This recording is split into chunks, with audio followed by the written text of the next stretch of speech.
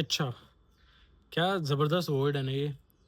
अब देखो अपने जीवन काल को देखो, आज से 1 साल पहले कुछ आपने ऐसा ज़रूर सोचा होगा कि मैं ये करना चाहता हूँ, या 2 साल पहले, और या मैं गाड़ी लेना चाहता हूँ, या मैं एक फ़ोन लेना चाहता हूँ, और प्रॉब्ली होगा भी अभी आपके पास। क्या उसके बाद आपकी इच्छा खत्म हो गई? वो कभी होती ही नहीं खत्म। आप प्रैक्टिकली देखिए, अगर आपके पास पूरे संसार का पैसा आ जाए ना, जो आज आपको सुविधाएँ लग रही हैं ना, वही कल आपको बॉदर करने लगेंगी।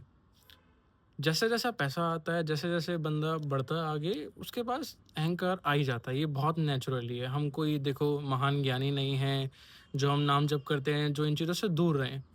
परंतु ये जो पैसा है, ये जो पावर है, शक्ति है, ये आपको अहंकार बना ही देती है, आपको अहंकार मनुष्य बना ही देती है। ये नीति है जीवन की, कली का यही स्वरूप है।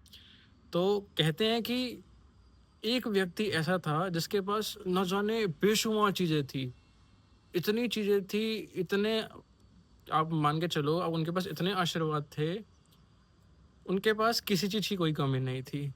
उनके पास लक्ष्मी जी थी, उनके पास हर, आप देखो कि उनके पास इतनी शक्ति थी कि वो मन चाहे वरदान थे उनके पास। वो कभी नहीं मर सकते, वो अमर थे। वो जब चाहे अपना साइज़ इतना बड़ा कर दें, जब चाहे बिल्कुल एटम की तरह छोटा कर दें। ज्ञानियों के ज्ञानी, वो जिस चीज़ को पढ़ने बैठे उसमें सर्वज्ञानी बन जाएँ। ऐसे मनुष्य के पास, वैसे तो मनुष्य नहीं थे वो, ऐसे व्यक्ति के पास आपको लगता है कि अहंकार। जी हाँ, मैं हनुमान जी की बात कर रहा हूँ। अब देखो, उनके पास कितने सारे आशीर्वाद हैं, उनको कहते हैं कि अष्ट सिद्धि नौ निधि के दाता।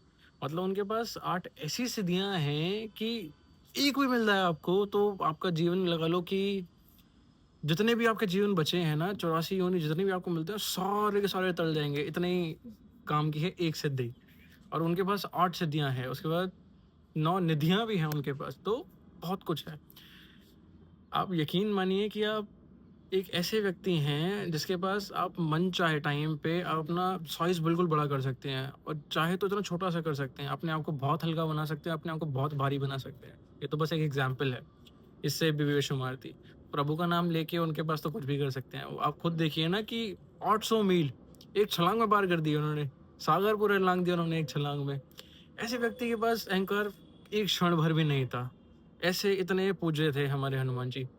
तो अब देखिए, राम जी ने उनको किसी भी कार्य के लिए बोला हो, चाहे वो कुछ भी हो, अगर उसकी जगह कोई, उनकी जगह कोई अहंकारी व्यक्ति होता, वो सीधा मना कर देता, बट वो कहते, "जैसे प्रभु जी आप बोले", हनुमान जी कहते, "जैसे प्रभु जी आप बोलिए, हम वैसे कर डालेंगे।"